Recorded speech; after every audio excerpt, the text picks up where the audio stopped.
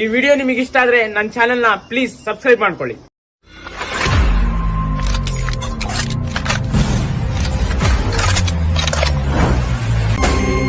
ನದಿಯೇ ನದಿಯೇ ನದಿಯೇ ನದಿಯೇ ರಾಜನ್ಯಾರು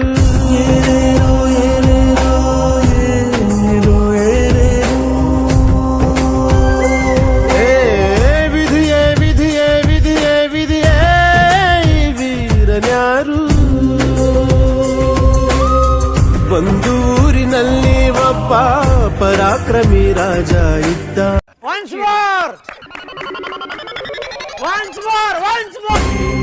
ನದಿಯೇ ನದಿಯೇ ನದಿಯೇ ನದಿಯೇ ರಾಜನ್ಯಾರು